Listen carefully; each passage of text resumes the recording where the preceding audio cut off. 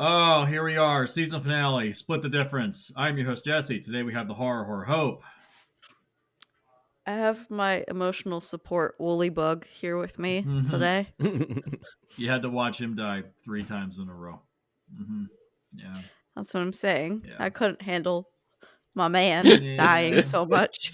And the Pitchmaster General, who doesn't have to pitch anymore now that we've finished Film Rescue, Seth. Not only do I not have to pitch, but I have an actual genuine reason to mention early edition today. So, like, what a high to go out on. God damn. Oh, and I have a connection to the Film Rescue we just did yesterday. Yeah, we're talking about I think this was a Hope request from like last year. You said you wanted to do this, and I was like, sure, we'll do a Yeah. three-way discussion. We've kind of done one of these before with Fantastic Four years ago. We kind of touched on the Jessica Alba movies along with the original Roger Corman film and the Josh Trank remake. This time we're talking about 3 movies. We're talking about King Kong, the original film from 1933, the classic monster film directed by oh god, how many directors does this movie have? Yes. Maren C. Cooper, Ernest B. Schoedsack. I mean, directors back then were just swapping in and out. Jesus Christ. Hell yeah. Yeah, I love a co-director setup. Sometimes they're excellent. Well, I mean, go look into the history of Wizard of Oz. There's a lot of directors in that movie. Anyways, we're versus That's its own episode. Oh with yeah, that. I'd Come love on, to do that actually. Just talk about the history of that film. Then versus the 1976 remake directed by John Guillermin versus the 2005 remake directed by Peter Jackson, coming hot off the heels of his Lord of the Rings films. So yeah, 3-way discussion. 2 of these are the same. One is a bit of an outlier, and that one we kind of don't really have a lot to talk about. So let's start with classic Kong. I think we've all saw it. I mean, think we'd all seen it before. Hope has this on physical media. I personally don't. Hope, you have a very connected relationship with this film. Go into that, please. I do. I don't know why. This is like one of the very first like big notable black and white films I think I've ever seen. Mm. Um I've had a big connection with this. I couldn't tell you why. I love it. I really do. Solid film. I It's just fantastic. it is. I love it. And I think it goes to show it's like one of those like they did a lot for a little and they knew how to do it properly. Yeah. Like even some of like with the technology they had where they had to like just kind of like here's the screen and then in the forefront and then like filmed it, like it still worked, like you knew it was done that way but like it still worked. Yeah, limitations of the um time, but you get the spirit of it. You get the idea of it. mhm. And I would argue this is the best looking of the 3. I think especially all 3 of us might have seen this on tube TVs back in the day, and a lot of that real Yeah. projection stuff looks really good on a tube TV. Like, And not a stretched out 4K remastered. Yeah, that's one thing I want to talk about when we get to the 2005 remake. I want to discuss something, but we'll get to that later. But yeah, this original film, it's fantastic. Seth, did you see this original film? oh yeah. My dad is a King Kong nut, so any version of it that came out, we were definitely going to have checked it out. I think there's one from the 90s as well, and I've actually seen the sequel to the 76 version, King Kong Lives. Oh yeah. Oh, it's awful. Mhm. I did watch about half of it. I got about halfway through. I was like, yeah, I can't do this. This is so bad. They have a giant heart to give him a heart transplant. Look, Whatever. It doesn't matter. It wanted to be the 2010 to the 2001. You know what I mean? Mm-hmm. Goofiness. Yeah. So definitely deep lore for me. When was the first time you had seen this? Oh God, I think it was film school. Yeah, I mean this was kind of like required viewing, film school. Okay. This is in the National Film Mhm. Registry. It's considered culturally significant. Is this the first monster movie? I want to say it is. Yes, that's it. traditional monster, I'm not sure Yeah. because they did do things like Nosferatu. There was Yeah, that's the true. Cabinet of Dr. Caligari. There True. was also like if you're really pulling deep. Now, if we're talking about, Epic monster I mean, films. epic, like, Yeah. Yeah, then yes. this predates Godzilla by 20 years. Yeah, so Yeah, if we're talking about like giant monster, yes. If we're talking like just normal, like there was some here and there, like they had. I have a whole collection of like old school horror movies that are from like 1910 to like, so it there is a lot, but yeah. Yeah. Yeah, as far as like a 1930s film, it looks fantastic. It's great looking, man. I love the look of this thing. Yeah. I also love the I fact that I no, go ahead, go ahead. no, I was gonna say I loved they did cross media so much. Mhm. Oh They yeah. did, like, film on film, they did stop motion, they did live action, like, there's, like, 4 different types of media all in Yeah. this film. Some of it isn't quite seamless whenever Godzilla or God damn it. Yeah. I did it. I knew I was Whenever going to do it. Godzilla I shows knew I up was going in to a do game. it. I knew I was going to do it because they keep putting those two guys together in the same fucking Yeah, movies they now. have a running series now here in the future. Ah, I hate it. I hate it Yeah. so much. Almost 100 years later, and they're teamed up like Batman and Superman. Oh, Jesus Christ. Yeah, whenever King Kong tries to pick up Fay Ray, it doesn't quite match up. It looks a little funky, but like that's product of its time. I'm willing to let it So go. so wait, Seth, to go off of, what you just said, are we gonna get, like, a Justice League of fucking King Kong and Godzilla? I don't know if you guys have watched the most recent movie, but they did recruit a new. It's Justice League. It's Justice There's a League. Wonder Woman to their trio now. Yeah. Zack Get Snyder, your Mom. cultural relevance plays out in the kaiju sphere. God damn it.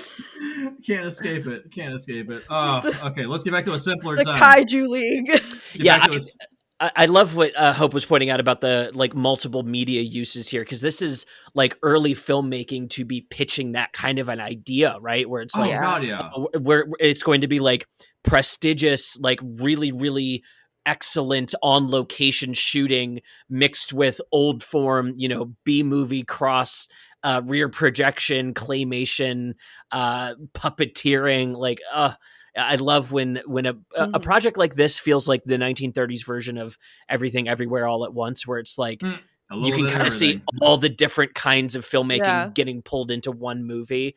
I love that. It's so like endearing to see all the like engineering that goes into making something like this possible. Yeah. And it's cinematic too. It's not just they Yeah. just put it on screen. It's like, no, it feels big. It feels grand. The moment Mhm. when Kong like punches through the doors and opens it up, it's like it's a big reveal, which by the Oh, way was actually used as a reference for the Superman Lives script, where apparently Superman was going to be standing in front of a door and a giant spider was going to punch its way through and open the doors. Whoa. That's where that spider thing came from in that little sequence from The Flash. interesting. That was, yeah, John Wild. Peters literally said, I want a giant spider. And he finally got it in Wild Wild West. Jesus Christ. Yeah. No, I will say there's one thing that traverses all 3 films no matter what. Yeah. And there is differences between the 3, but the one thing I wanted to call out was the tree scene where everyone's Yes. on the Mhm. log. And honestly, I still think the best one is the 33 version. Like, you felt like they died. Dude. Even though you Dude, you even though see those saw, dummies just like boom. but like, just Yeah. but then like the 76 version was god awful when they did that. Oh, horrible compositing. Let's get it and out of the then- way. The 76 film has the worst compositing I've ever seen in my life. It's That- terrible. That giant mechanical monkey arm did a lot of heavy lifting. Literally. yeah, that's the only good effect in the movie. And then like in the 2005 it was fine, but like for some reason I just felt it more in the 33 Because it's version. impossible for people to survive a fall like that no matter what the circumstances. Yeah. Yeah, Yeah. I just cracked up, when I when I saw each different like version of it. And I'm like, God damn. Yeah. Yeah. Yeah. The 33 film feels like they're on this island and it's real danger. Like Mm-hmm. they shouldn't be there. They shouldn't be there. Yeah. Yeah, literally, as soon as they go out to rescue Anne, it is like from like out of the frying pan into the fire. Every like next thing Mm-hmm. leads to the next even scarier thing, and it by the end of it, they're running around like chickens with their heads cut off. Like Yeah. there's no leadership. It's just like, holy shit, what the fuck are we into out here? Yeah. Yeah. There is a RoboCop connection with the original film, I would say. Really? Yeah. Remember when Ed 209 gets blown up at the end of the original movie and it's just kind of like stumbling around outside the front doors of OCP and it Yeah, falls over and its foot twitches like Oh. that sequence where the Stegosaurus falls over dead and its tail kind of goes yeah, that's where yeah, yeah, And then yeah. just like whips, it kind of yeah. whips and kind of goes Yeah. yep, that's they ripped that off. Huh. Yeah, that's cute. I was like, "Oh yeah, I know that. I, lo- I, I lo- know I that." That's such a cool Huh. little signature in stop motion. Yeah. Yeah. Yeah, man, this God, the original film, it just feels so epic and iconic, and it's it gets right to the fucking point. That is the biggest problem with the other two movies. Jesus H fucking Christ, these things just kept getting longer. Holy fuck! I just finished watching the 2005 film. I was at it since like 5 o'clock this afternoon. It's 9:15 at night right now. It's not that long. You took breaks. I took breaks because I had to. It's so boring. The 2005 film. But anyways, we'll get to it. But yeah, like just the original feels cut right to the bone. Like they go right to the island. No bullshit. Getting right to it. Like you paid to see the giant monkey, we're gonna give it to you. Mm. Like I mean, it's still like halfway through the movie, but the movie's only like what? It's like an hour 45. It's like Something like that. it's a normal yeah. length for a film. Yeah, you see King Kong for the first time about 45 minutes in to that first one. That's reasonable. It's Yeah. better than 70 minutes into the movie. A whole movie's worth.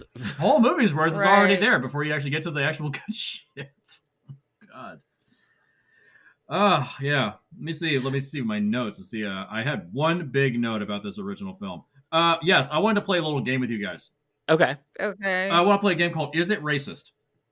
Oh no. Oh God. I hate it when we play this game. Is the original film racist? So that's a loaded question Mhm. because I know. Compared to the there's so time, many different things. Because one, this is made in the 30s, I know. potentially before the 30s. It was released in 33. So with this, I don't know the exact production time it was for this. But we're talking late 20s, early 30s. Two, if you really want to narrow it down, there are still like certain tribes like in South America and things like that Yeah, that that still do are have like isolated away from the rest that of are still civilization. isolated and have like the crazy garb and whatnot. Yeah. Like, I mean, so yes and no. Yeah, It's hard to say. it's I've kind of been up in the air. nitpicking. Yeah, Yeah, like I think the one in 2005 wasn't as so much like legitimately, I don't know if you guys picked up on this. Yes, the 2005 one was made by Peter Jackson, but like I don't know if you guys felt the same way or not. I totally, every time I like turned the corner, I was like, oh, that's Isengard. Oh, that's an orc cosplay. yeah. Oh, like Mm-hmm. I was like, Oh, you he's can see totally the just Jackson isms all over that The 2005 one. yeah, skulls are like everywhere. Yeah, so like I was like half that set's totally reused from Isengard. And yeah, then like the way that they made the tribes people, I feel as though like it I don't think it was the closest he could make orcs without making them orcs, honestly. Like if you look at like some of the features, that's what I think, at least. yeah. All the piercings and the bones through the cheeks and the Well, nose. even just like the the skin texture, because that's not any naturally occurring like Yeah. skin tone. They try to make it as So distinct as possible to be like, yes, this is an island that's separated away from civilization. It's it like was orc it's blue. They were yeah, literally orc blue. It yeah, wasn't even like a human color. yeah. It says they try to be they try to avoid any racist pitfalls as much as possible in the 2005 film. It's like it's separated away. Let's try to avoid all of that because there's stuff in the original films and even the 76 film that haven't aged well. It's just they're Yeah. products I of their mean, time. the story itself has not aged exceptionally Oh, well. it's Heart of Darkness. It's yeah. Heart of Darkness. That's what it is. Heart of Darkness, deep down from Joseph Conrad, is generally considered a racist story. I actually I have a copy of it. The actual it's a big book Oh, about I've that read thick. it, yeah. Yeah, the story itself is about that thick, and there's an appendices that's that thick. Oh my god! The appendices is basically trying to explain. Yes, this is racist. Here's the reasons why. Wow. It's the story itself can be enjoyable and I read it in my AP lit class Yeah. back in high school. Yeah. Yeah. if you want to see another version of it, watch Apocalypse Now. Yeah. Yeah. Now I will say, I think I know why I like King Kong so much, because it's my most favorite example of why I hate humans. Mm. Yeah. Yeah. No lie, it's my favorite example of this is why I hate humans. Okay, I'm right. We're the worst. We are the worst. Yeah. Can we profit off of this? Can we benefit off of this? Can we just take other people's civilizations? Yes, absolutely we can. Because we're just a parasite leeching off the planet, aren't we? Jesus Christ. Yeah, I mean it's like what Agent Smith says in The Matrix: the humanity is a virus. We are a disease. Yeah. Truth. That is a truth bomb. Yeah, That is a rock fact. Yeah, that's the truth. Oh, another note. I did laugh a lot when Kong reaches into the apartment window and pulls out the woman from the bed and just drops her. I laughed my ass off. God. That was hilarious. There's one of those in all three of these movies, but I found the 33 film to be the funniest. Yeah. Absolutely. Yeah, that one was the funniest. Yeah. The one in the 76 version where he pulls the girl out of the subway train and just like yeets her as soon as it just like angry that it's on her, just pitches her real quick. I was like, damn, harsh. Yeah. No folks give it. Yeah. And I think that the design of Kong is the strongest in the 2005 film, I would say. Because it just looks like a normal gorilla. He actually moves like a gorilla, as opposed to in the previous two where he kind of just walks upright, especially in the 76 film. It's just a dude in a costume. Oh, yeah. 76 is probably the worst looking. It's basically giant Bigfoot. It's like barely a gorilla. He's a Sasquatch. He's not even a gorilla. I will agree there. Like the 2005, it is beautifully done. Yeah. But again, we have Peter Jackson and his team. Shout out Andy Serkis. That's his mocap. Yeah, it's Andy Serkis. And should have got an Oscar for it. Should have. Mm-hmm. Speaking of him, I also love his character. Oh, the cook. Oh, yeah, the cook is so funny. His death is probably the most brutal. I know, but like the scene where he's like, there's only one thing that can make a footprint that big. Abominable snowman. I just died. There's the abominable snowman in the middle of the tropics. Of course. Absolutely. I totally everyone just everyone just agrees. That's the funny part. They're like, oh yeah, you're right, yeah.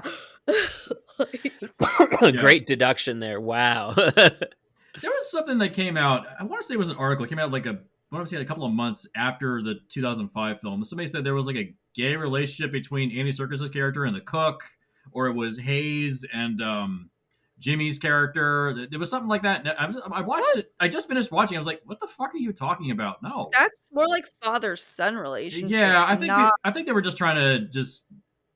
Was this around the time that Brokeback Mountain came out? That would have been the next year, I think. Maybe they were trying to pick up on that. It just. I don't know. There was a father-son relationship. Yeah, I felt like it was grasping at straws. I don't know what the hell they were talking about. I didn't see anything like that in this film. There's still heavy elements of misogyny through all three of these movies. Oh my god, yeah. Well, no shit. I mean, the story itself is based in misogyny. So yeah, it's the whole plot. Yeah, it's based around a gorilla claims a woman as his prize. It's they do make him more empathetic as the films went on. Every film, they made him. The original film, he's just a monster.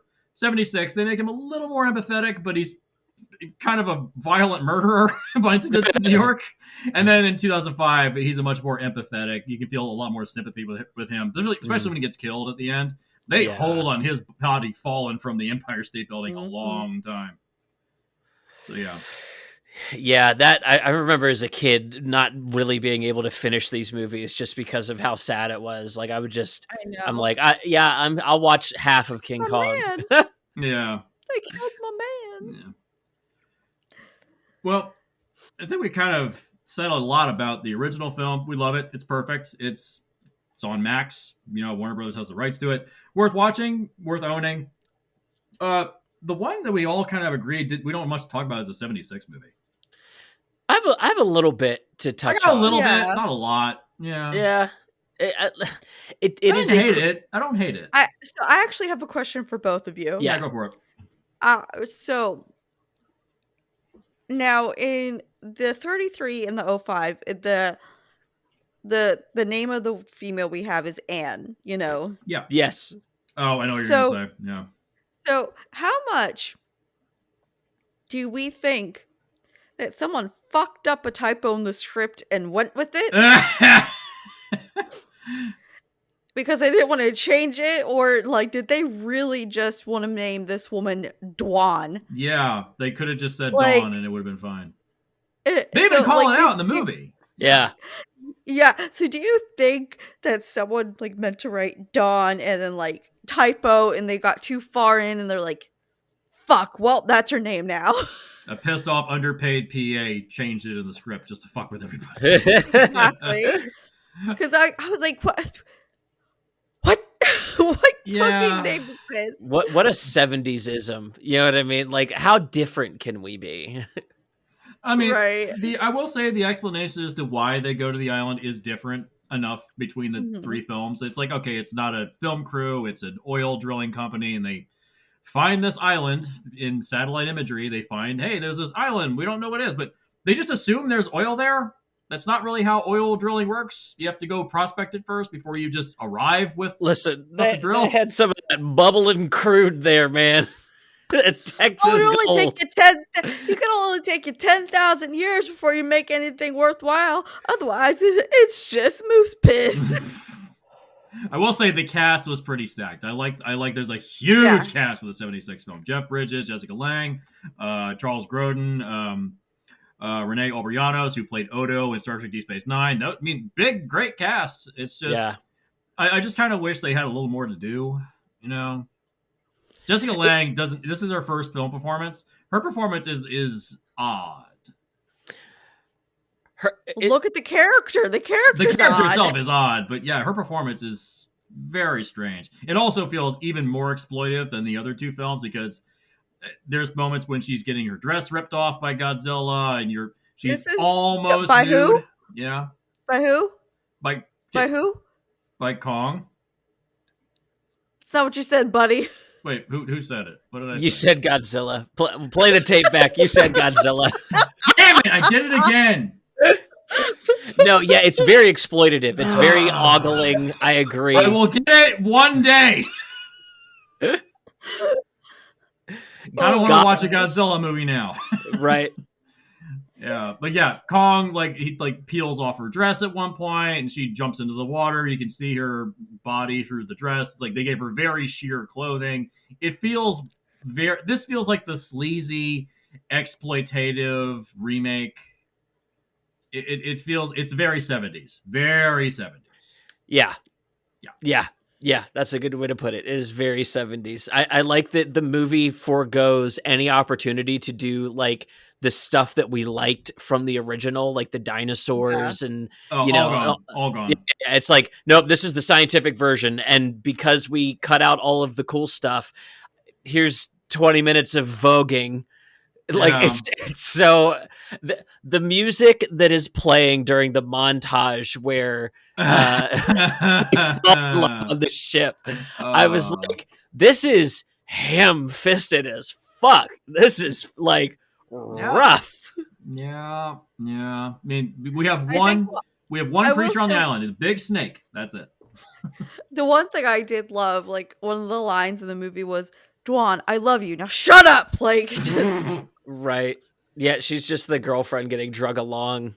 And I love how like quickly she just recovers from I've essentially been cut off from my entire life. Yeah. I've almost drowned to death, been cut off from my entire life. To oh, this is great. I'm gonna make makeshift bikinis. Right. Like, Yeah. the fuck. It's so weird. Yeah. Once again, the movie feels too long. There's a lot of stuff you can cut. Like the stuff between capturing Kong and getting him back to America, all that stuff on the tanker, you can excise it from the movie entirely, and it Oh, changes yeah. nothing. Yeah. Nothing has changed. Yeah. I wanted to point out that I think Spielberg specifically really likes this version because the opening to Jurassic Park and the opening to the 76 Oh yeah. There's super similar. Yeah. Also, the Lost World Jurassic Park is essentially a King Kong story built around a T-Rex instead of a giant ape. Yeah, they capture and they try to bring it back to the mainland. Mhm. They get it back to the mainland. He storms around. They bring. Where is the island supposed to be in Jurassic Park? Is it in the Pacific or is it in like? No, it's off the coast of South America, so it's like it's out in the Pacific Ocean. Okay, so now it kind of makes sense why they bring it to Los Angeles, I guess. Yeah. Whatever, doesn't matter. Anyways, yeah, I don't have much else to say about the 76 film. I mean, my notes are basically just like, yeah, it's too long. It has worse compositing, and it's weird to see the World Trade Center under attack. That was very weird. Also, It's a big change that he climbs the World Trade Center and not the Empire State Building because we got to be different. Jesse, I feel like you're really burying the lead. There is a literal visual cut from the Trade Center to like stone pillar columns, like tombstones. Like it is a fucking like ominous shot in the middle of the movie. Yeah. The whole ending of the movie feels just very bizarre. Like Dwan says, "Buy me a drink." You know, Kong can't find us. Like what? Oh, you said so yourself. They don't like water. Like, what the fuck is 20 wrong minutes with have passed and she hasn't been sexy. Get this woman sexy right now. Get her drunk and sexy now. That's like every single. She's like, "Oh, buy me a drink." Oh, I know I'm about to die, but you love me. Like, what the fuck is happening? Oh god, yeah. And also the military at the end of the movie is aiming all their guns, like just rifles, up at the World Trade Center. Like that would do anything, right? Remember how tall that building was? Like it would do anything. Bullets don't go infinitely, dude. Jesus Christ! I'm gonna do some Wanted style shooting and bend the bullets up to the roof. Oh yeah, I don't have much else. It's the equivalent. It's like the equivalent of like Captain Planet when they're like Earth, Fire, Wind, Water, and he's like heart. Like, what the fuck is heart gonna do? Yeah. Oh, there's a Godzilla connection in here. This is why I mentioned Godzilla. The ending where you hear his heartbeat slowly fading away, that was copied in the '98 Godzilla, where Godzilla gets killed on the Brooklyn Bridge. That's right. Yep, they copied that. So I guess Roland Emmerich really likes this version of Godzilla. Oh yeah, absolutely. Yeah. Which leads into another connection to the previous film rescue we had yesterday. Oh god. So yeah, I posted that in our chat that in the 2005 film, good old buddy Bryan Singer was brought in to direct a few days because apparently Peter Jackson was overworked because he went right from Lord of the Rings into production on the 2005 film. 2 years to make this. Typically it takes 3. They did it in 2. He overworked himself. Bryan Singer, I think, was brought in to just help out for a little bit. Yeah, it's a little bit sleazy, and it feels a little weird now. Yeah, I'm curious what capacity that was in. You know what I mean? I've heard conflicting reports that people say it was an April Fool's joke. It wasn't real, but I mean, it looked legit. The video that I saw, he was directing people on set, so I don't know because Jackson looks like he's passing out every single second he's in the chair. Oh my god! Because he went right from winning his Oscar on Lord of the Rings, he went into the 2005 film, like right away. And it's funny because you actually look the production diaries on the Lord of the Rings Blu-rays. He says before he starts shooting, he says, "Whatever I do after this, it's gonna be really fucking simple. Really, it's gonna be two people in a room talking." And then he goes and does this. It had to have been like a contractual thing. Is the only thing I can Well, think of because he really wanted to do a remake of Kong. He really wanted it. Did you I guys? guess maybe if he Maybe wanted they to were do going to lose the Kong, rights, maybe and they just had to get a movie done as quickly as possible. Maybe that's why. I don't know. I would believe the overworked rumors because I don't know if you guys ever checked out the King Kong video game that went along with the movie. I never played it, but I heard it was pretty good. It's called Peter Jackson's King Kong, the video game. Oh, so he actually helped out with that. He directed it, and it's fucking good. It's like a badass, like Turok style video game. Oh shit! With like King Kong in it, like does different things in the background that you're like, it's like kind of half rail shooter, half Turok. It was good, and it was because he was there directing it that I would totally understand if he was overworked doing fucking both, because they use like movie assets in the video game. Yeah. Okay. Yeah. Wow. Well, shit. I guess it makes sense. And he's a very also like a super hands-on director too. Oh yeah. So like it's not like he's just like fucks off and says whatever. Like he's always like hands all on deck. Like I love. I don't know if you guys have ever seen any of the old interviews that he gave back when he was working on Meet the Feebles, but he was in there working on the puppets with the puppet master. Yeah. Like he was like, "Oh yeah, put me straight to work sewing shit up on puppets." I thought that was so cool. I wish the filmmakers that are that caliber could go back and do that. Like, if you want to prove you're still a great filmmaker, throw away all of your toys and just challenge yourself. Yeah. Like, really challenge yourself. There's a great documentary I love that Lars von Trier directed called The Five Obstructions. And it's about another filmmaker. Let me find it right here. The Five Obstructions. It's a 2003 film, and it's a documentary about another filmmaker that Lars von Trier admires called Jorgen Leif. And essentially, he gives him 5 tasks, and he has to make 5 separate short films. And he basically says one of them is, Leif must remake the film in Cuba with no set and no shot lasting more than 12 frames and answer the questions posed in the original film. Wait, in Cuba? Yes. He basically Lars von Trier was fucking with him. Like, how badly can I fuck with you?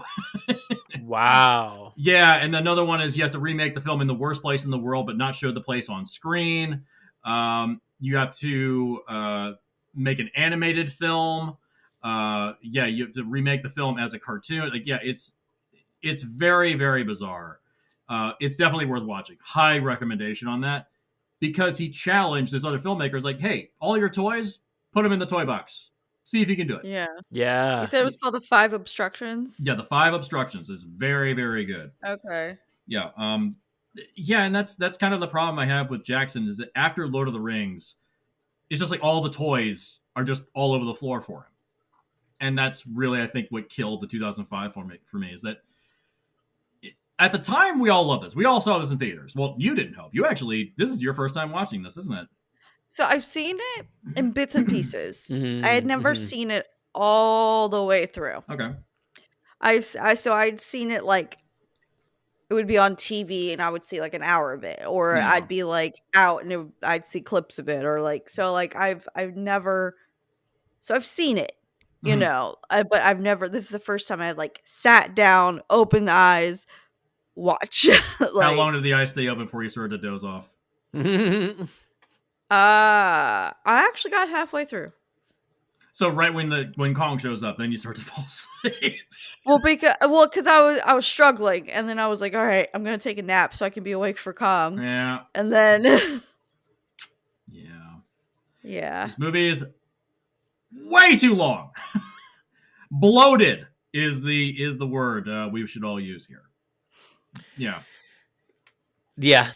everything and the kitchen sink, they wanted to like really high. It feels like it's trying to achieve. It's not just the kitchen sink; it's the fucking kitchen. Jesus Christ, dude! Yeah, everything is in this movie. It feels like they're trying to achieve a like movie about movies to go to the Oscars with, Yeah. on top of this like big budget Lord of the Rings sized production of the action movie that existed in people's heads. And it's like, Right. and trying to achieve both, it really comes off as like, to me, find it to be really hollow. Like by the time we get to the Yeah. end, and not going to be at the final reveal of King Mhm. Kong because it's too tragic for her, which is like a cool character move.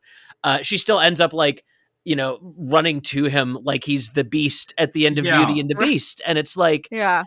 um That was a note I had, which is that everything that got right to the point in the original, it looks like they've added an extra 15 minutes on top of every scene in the remake. yeah. Yeah, bloated. It's all bloated. Like Yeah. the whole tree trunk scene in the original film, they just fall off the Yeah. tree and then they land in the canyon. There apparently was a scene that was partially shot for the original film, where like giant spiders came out and there were bugs and stuff like that, but they just couldn't get the props to work, and they ran out of money and they ran out of time. Only like a few frames and a few negatives have survived. A lot of that footage has been lost to time because it was before film preservation. So they basically just took those ideas and just repurposed them for the current movie. Yeah. Gotcha. And it feels fake.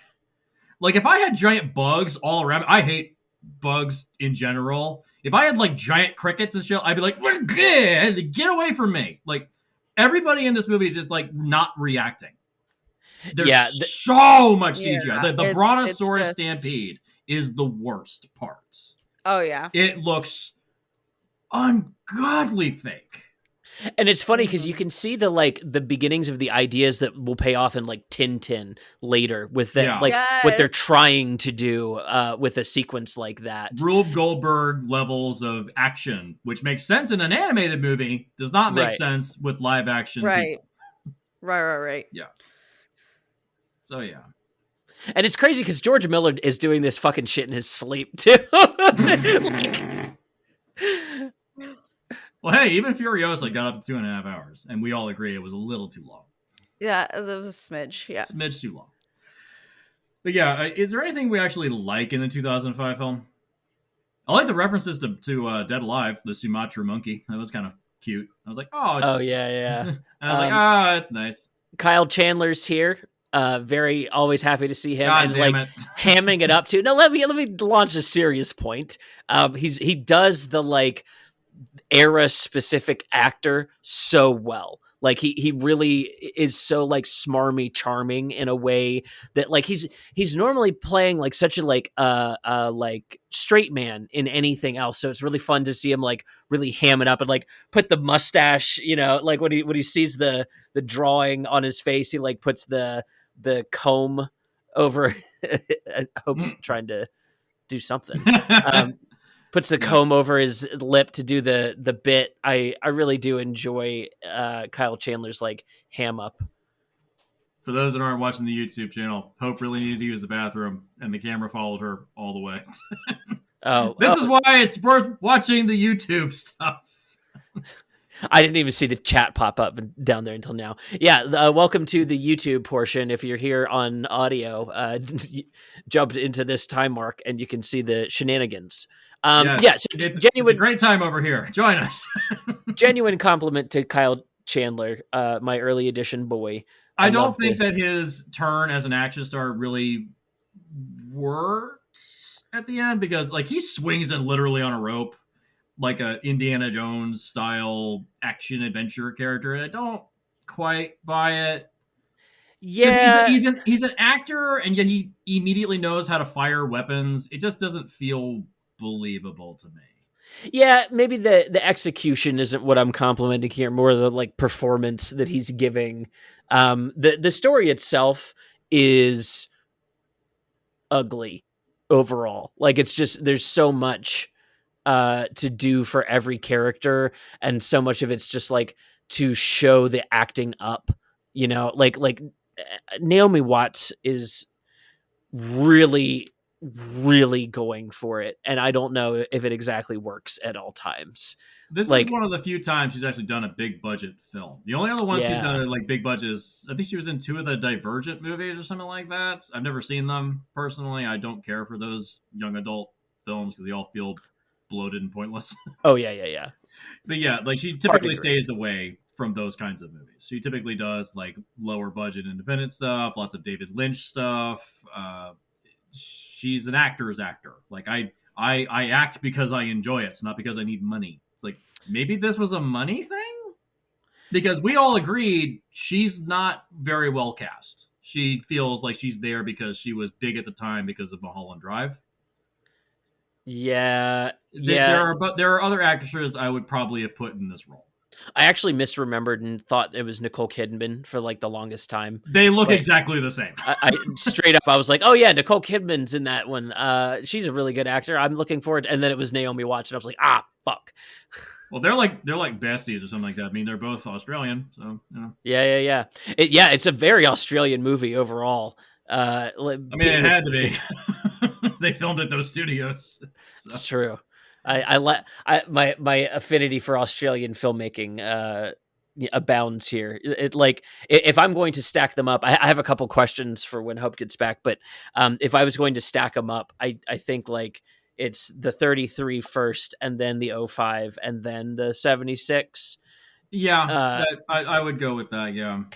Just for the fact that like the 05 still has enough fun in it that if you like throw it on while you're doing laundry, you can kind of check in and see the cool stuff and like, oh yeah, the T-Rex is falling through the vines. That shit is like fucking fuego. And then as soon as like he kills the last T-Rex, go and like, drop the next load in and don't pay attention for a minute and grab a snack. And yeah, you know how I've equated a lot of the visual effects sequences in this movie? They're really good screensavers for your computer. Like the T-Rex about to bite Naomi Watts and it's like flying towards him on the vines. Like, yeah, it's a great screensaver for your laptop. But the sequence, it feels so silly because it was really weird. Although I will say it was kind of cool. Like, I don't know, the idea was cool, but yeah, the execution not so much. Yeah. I have another positive. At least Tom Crunchmen doesn't play a Nazi in this one. Thank you. Appreciate that. It's nice. He always gets cast as Nazis, and I hate that. So, Jesse, you did a game a little while ago. I have a little game to play with you guys. Go for it. Let's play Fuck, Marry, Kill. And we're going to go our leading men for each movie. So Adrian Brody, Jeff Bridges, and who played Bruce Cabot. Yeah. Okay, let's sexualize these men for a second. Yeah, let me add it. Okay, so it's gonna be kill Adrian Brody straight out the gate, like not even to the kill. We are just opening with the kill. Damn, executed. I'd say fuck. What was it named? Butch? You said Butch. Bruce Cabot. Bruce. Fuck Bruce and marry Jeff. Fair stacking. Yeah. I kind of hate Adrian Brody in this movie. He's kind of useless, He just doesn't. He's not getting it that she has feelings for the ape. He's just not getting it. He feels very possessive of her. I just love how, like, when she first like meets him, and then she's like, "Oh, I thought he would have been like stuck up," and he's like, yeah, I am." Yeah. She's like, "Oh fuck, that's you." Yeah. Cute scene, just the worst payoff. Yeah. Yeah. It's real. Of the relationships, is it sad that I think the 76 one is the most believable? Like, I feel like Jessica Lange and Jeff Bridges had actual chemistry where it really seemed like they liked each other. Yeah. They seem like they actually gave a shit about each other. Yeah, I don't buy the chemistry at all. I buy the chemistry with her and Kong more than I buy the chemistry with her and Adrian Brody. Yeah. Yeah. Oh, 1,000%. Yeah. It definitely feels like there's more humanity to Kong in the 2005 film, which they kind of get into a little bit in the 76 film, although then they just butcher him at the very end. Dude, when they kill him at the end, that is like brutal murder. Blood everywhere. My God. Dude, the 70s were hardcore, man. Yeah. Like I said, that it feels like the schlocky exploitive remake of the 70s. Exactly. That's why I needed my My emotional support woolly book for Oh, that. Yeah. that 76 version. While we were waiting for you to jump in the call, I was looking up the producer Dino De Laurentiis. Oh yeah. Dude, Mhm. the man has been working since the 40s in like mostly international film, and like Yeah. some of the stuff on here, I can't say the word live, but it's the film he made just before King Kong. Um, rough, rough. So I'll give you a hint. It's a man, and the second part is what ate someone's baby in Oh Australia. my god. Yeah. Um he's what a producer. This is a what a wild production this must have been. And then like everything that you see from there, he produced on Flash Gordon, on Halloween 2, Conan the Barbarian, the Amityville horror series, like He a did David couple of Lynch's them. Dune. Yeah. David Lynch's Dune. Oh my! Mhm. He also was a producer on the remake in the '80s for, or the sequel to King Kong in the '80s, King Kong Lives. He Yep. was Mhm. produced for Sam fucking Raimi. Like Dino, what a character! He was doing This is things. Hollywood history that we were touching on here. That's why I wanted to make sure we at least shouted that out, touching on the '76 film. That this guy is a Oh fucking yeah. Yeah. legend. The man was working. The man was working. Yeah. But yeah, it's the this not only is the 2005 film too long, it just feels like a lot of it just feels like I could have cut 45 minutes from the movie. I could cut Yeah, 45 there minutes out of was this fucking thing. You know? there was a lot that could have been like definitely shrunk and minimalized, and I get why certain parts are a little bit longer. But yeah, it could have been condensed a Yeah. lot. Yeah. Like we don't necessarily need to know the whole I don't know. It like we didn't necessarily need the whole intro where Jack Black's character is like begging for money basically. Like we could have Mm. cut that. It could have just been Yeah. straight to him finding Anne. Yeah. Like we didn't need that. Just all these little things that could have been cut. Yeah, Or the shanty towns in the opening where it's like, oh yeah, because of the depression in 1929. It's like, oh, we're in the Mhm. middle of a horrible depression. It's like Kong never goes through those shanty towns at any point later in the movie, so why are you showing it here? Like, I get it. It's Mhm. 1933. I know what happened. I'm not dumb. Like, I don't need this. Right. there's so much movie that the cabin boy gets an arc, like an, you know Right. what I Yeah. mean? And like that's a necessary skill for fantasy, right? Where like there are 30 fucking main characters executing this Mhm. giant story. Yeah, and that's his skill set. When you apply that to King Kong, where it's like it's a man and a woman and a great big giant gorilla, and It that's what our doesn't story's work. centered around, and we're giving the fucking cabin boy like feelings and backstory. Yeah, completely unnecessary, especially considering the fact that he's not at the end of the film. He doesn't really get an arc of any kind. Oh, by the way, can I mention my most hated visual effect? So the Brontosaurus Stampede, when Jamie Bell was running Yeah. away and the cliff is kind of like collapsing, he's like sliding on ice. He's like Yeah. fucking Legolas in those Hobbit movies I where he's jumping I from rock to rock as the bridge is collapsing. It's like it's so unrealistic. I will say, like, the whole I low key think he gave Jamie Bell like the arc he did is because he already knew he was gonna make him Tintin. It's like, all right, this is your audition for Tintin. Oh yeah, Like, absolutely. Oh yeah, And like like, it's crazy to see like Jamie Bell, Toby Kebbell, Andy Serkis, all of those guys that have played these like monkey performance captures, mhm, working with Peter Jackson as he's like yeah. getting this technology set up and invented. And this is like, if you've seen Andy Serkis's Jungle Book, that exists like because of King Kong, like straight out Mhm. of that entire experience. Oh yeah. I'm glad it gave people a lot of work.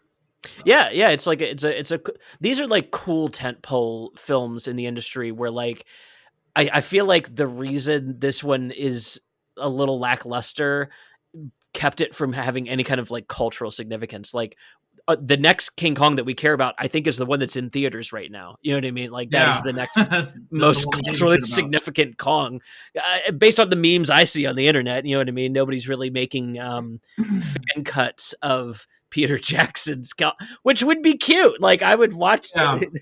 You can always tell when a Mhm. movie has cultural relevance when meme culture picks it up. Like Yeah, the most recent Yeah. Dune movies, Lord of the Rings still gets meme culture surrounding it. Like that's when you can tell that something has a staying power. yeah, Nobody cares about the 2005 film. yeah. It's just kind of like we all saw it. You made money. You got good reviews at the time. Although everybody looks back without the rose-colored glasses, and we all were kind of like, some of this was a mistake. What we should Well, do is we should cut together like a love fan edit of the cook and the captain. Like you were mentioning, Jesse, just be like, "Hey, Rule 34." You know what I mean? If Jesus. let's give him something to talk about. Yeah.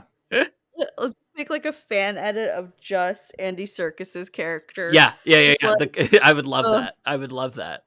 God. that'd be great. His character, I was like, honestly, the more lines he said, I was like, I love King Kong, but right now, fuck King Kong. I want to know this dude's backstory. Right. Like, I don't want to his adventures. He's the only one that feels like he's like a real character. Mm. No, I mean, even like Carl Denham, played by Jack Black, who isn't a bad actor in this movie. It's just his character just feels kind of like, He does have a It's funny very, like, line at the beginning where he poignant. says, "You can trust me. I'm a movie producer." Like, I get it. That's funny.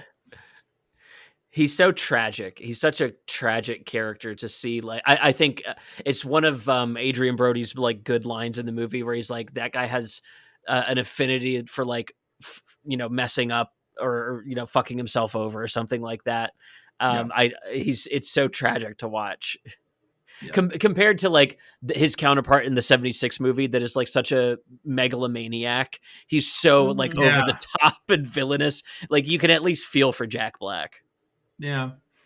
To a Right. degree. Although he keeps being sleazy and fucking everyone over. It's like, Yeah. and we'll donate the proceeds to his wife and kids. Dude, Sure you will. That Sure line you gets will. that line gets rougher and rougher to hear each time. Yeah. The first time I was like, okay. And then the second time I was like, and then it's like, okay, bro. Yeah. Like, You can trust me. I'm a movie producer. I get it. Jesus. So something I want to talk about. 4K up-resing. Not everything needs it. Not everything needs a 4K upres. Some things just do not look good in 4K, and I think this 2005 film really doesn't look good in 4K. It really doesn't. Yeah. Yeah, there's like, not only is it overly bright, but the compositing between the live action elements and the CGI elements really stand out. When Anne is being carried by Godzilla, God fucking. Somebody put a counter on this episode. Oh my god. I'm gonna put a little ding in there. Bing! When Kong is carrying Anne, and it looks like she's kind of just floating in midair, it looks fine on DVD. I went back and I checked really quick on like DVD versions of this, and it looks fine. 4K, which is currently looks uploaded. fine Currently for Godzilla. for Kong. The 4K version of this, it really stands out. It just doesn't look good. It like some things just do not look good up-res to 4K. And also another thing that doesn't look good, please don't rework old stop motion animation into high speed frame rate. Please don't do. Have you seen those videos where people tried to up-res the original stop motion of It Damn it! does not. They try to up-res the original King Kong into was it 120 frames a second, and it just looks so weird. Oh yeah, they like they fill frames. It's a lot of blending and morphing to make it look like it's not stop motion, but it just looks strange. Yeah. Peter Jackson was pushing that for a long time. Yeah, high-speed frame rate. This is the future of filmmaking. And then after the first Hobbit movie, that just very quietly went away. It's like it's cool technology. It's worthwhile technology to have, and it's probably great even for to nature have videos. It's great for like you know that documentary series Blue Planet. I would love to see that in high speed. Right. That's perfect. Because it also shows you like every minuscule thing for things you can normally not see with the human eye. Like you Yeah, have to break it down in that type of frame rate. So like it's has a purpose, just not for everything. yeah. But the human eye, when it comes to visual effects, the human eye can only really understand 24 frames a second. It's just the way our Mhm. brains work. You'd have to rewire the entire human brain to properly accept 48 frames or above. So, So we have to do a Johnny Mnemonic. Got it. yes, exactly. Exactly. You have to rework your whole brain. So yeah, I think 4K for upresing on the 2005 film, it makes it in some ways look worse than the 33 film, because the 33 film, it's just, it's product of its time. I can accept it. It's fine. 2005, great for 2005, but now, no, no. So Yeah, that could take another visual brush up. You know what I mean? That's like the advantage of digital art, is that it can be brought along with us. You know what I mean? Yeah. Keep the old versions. I like, because I argue the 2005 one at the end, some of the compositing isn't even done correctly for that like golden no, it's hour not. lighting. It makes King Kong's face look fucking dicey sometimes. Yeah, it's pretty I bad. feel like at that point they were just like, let's just get this shit over with, Right, you right. know. 2 year production time as opposed to 3. It's a lot. Constant crunch. I think, constant Yeah, crunch they're at just that point they're just like, fuck it, it's good enough. Go, Dude, go, yeah, go. I really hope that changes in the industry. I saw James Gunn tweet recently. Somebody asked him when Matt Reeves' next Batman movie is going to be going into production, and he responded and said, "Whenever Matt Reeves feels like it's done." And I was like, "That's the Yeah. correct attitude. Like, make sure yes. you know what you're making and put it into production when you know what that production can look like." Yeah. It's helpful to not have a release date like slammed in front of you. Mm-hmm. So yeah. Is any other thoughts on 2005 or 76 or 33? 33 good, Yeah. 76 bleh, Yeah. 2005 meh. Oh, That's it. Yeah. I got one more round of questions for you guys for Oh our gosh. rank our scream queens and Oh. our Godzilla reveal screams in each movie. You did it. Oh, damn it! You did it. Virus spreading like a virus. Yeah, our King Kong scream reveals. What's your ranking? I'd say original best. Fay Ray is the best. Then I put Naomi Watts number 2, and then I put Okay, Jessica Lange at the bottom. interesting. I agree with that, but here's why. The original, that was like your standard type scream. That was like your standard damsel in distress. Like that's the first thing you're trained in back in the 20s and 30s is that scream. You know, no matter what, they did that scream. So that was down pat. Naomi, she did it just fine. It was fine. Yeah. Nothing to write, you know. But then Jessica Lange, I don't know what she was doing. Like, it was a Yeah. scream, but I don't know what scream it was. Like we said, the performance from Jessica Lange is very odd. It's very odd. It was like her name, Dwan. It was off. Yeah. It was off a note or two. It was off a note or two. Yeah. Well, Peter Jackson, he got to make his 2005 film. Congrats to him. It was his dream project, and after this, what did he do? What was it? Lovely Bones, was that the one he did I think after that was immediately after, yeah, and then it's That into the movie's- Hobbit stuff from there. Lovely Bones is a piece of crap, and then the Hobbit trilogy, it is what it is. So, and now there's reports that he's apparently coming back to direct more Lord of the Rings movies. The Hunt for Gollum and what's the other one that he's doing? There's a second one or something like that? I don't know. But he's doing more Tintin. He's doing more Tintin. One for them, one for us, right? Yeah. Yes. Yeah. I really don't know why he's returning to Lord of the Rings other than to do Tintin. Possibly, but it might just be money. It might be a money thing. Yeah. Money to do Tintin. It's true. Tintin didn't make any money. Yeah, right. yeah. Those kind of like passion projects to get more of them greenlit. It's like you guaranteeing the backing on the film. Yeah. All right. Well, it's. Is it live action or is it going to be animated? I'm hoping it's animated. Still animated. Tintin Still would animated. continue to be animated for sure. No, I mean the Lord of the Rings movie, The Hunt for Gollum. Oh, because that takes place during the events of the Fellowship of the Ring. That's like the 11-year gap between when Gandalf was gone. I would dig a like love, sex, and robots style, or love, death, and robots, whatever it's called. Something love, sex, and robots. like like realism CGI Lord of the Rings. That could be really cool for those like Peter Jackson style sequences. Yeah. Maybe he does it. Maybe that's I don't know. I could dig that if he's, because we know how good it is for Tintin, and that could really work in that setting. In that case, I do want to know what the Cabin Boy's backstory is. You know what I mean? Like we have to measure this. I mean, Ian McKellen said, "Yes, I'll return to Lord of the Rings as long as I'm not dead." Right? Hell yeah. Yeah. I mean, who knows? I mean, I think that a really great filmmaker needs to have their toys taken away at some point. You got to prove yourself, man. I'm a little. Go back to your Dead Alive days. Yeah, go back to doing the small stuff. Like you did your epics, you did your remake of your dream project. You got to prove yourself again. You know, you made it to the top of the world. Now what? You know, like you got to prove that you still got it. And I don't think he's got it right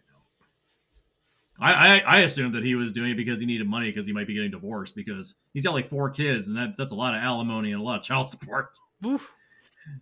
I don't know. Yeah, that's all speculation. Yeah, if you make it your career in, like that kind of that big of a world, there's just always work available to come back to because there's always going to we know Case Aiken is always working on some kind of Star Trek related thing. Oh, yeah. That world is just so always big. Coming back. Yeah. There's always something to come back to. So I can see. If he's going to remain in here, I would love to see him be pushing, new like CGI capture stuff forward, working with, people like Andy Serkis again, that whenever they do things like that, they're usually pushing tech forward and less about like making new stories. It's like, no, we know how to tell this story really, really well. It's like, you're traveling theater troupes. Like they have whole things that they know how to do the production on, so it's advancing the tech. This is exactly what James Cameron does. You know what I mean? Like literally beat for beat, Peter Jackson, James Cameron doing exactly the same kind of things in the industry. Yeah. I'm sorry. I was just earlier was watching the South Park episode where they were raising the bar. James Cameron, the great pioneer. I don't yet see the bar, gentlemen. Why do you do that, James Cameron? Because James Cameron is James Cameron. James Cameron. Yeah. So there we are. 2005. I guess maybe throw it on in the background. 76. I would honestly skip it. You're not going to miss out on a lot. Watch it as an oddity or a curiosity. 33. Absolutely must see. Yeah, for sure. 1000%. Yeah. And that wraps up this season. Yeah, that wraps it up. Man, it's nice to take a break. Yeah. A lot of monkey business to end with. Yeah. Yeah. Are you sure it's not Godzilla business? I don't know, according to you. Yeah, I got that wrong 4 times. Yeah. I meant King Kong. Damn it. So yeah. I'm sure you did, dear. There we go. Season's wrapped up. That's another one in the can. Already got the list for next season. Already got it all worked out. What a stack. Yeah. It's a lot of horror and action next season. Some of them I'm looking forward to. Some I'm not. I put a couple in there just for hope. I love horror. Yes. And with that, good night. Good night.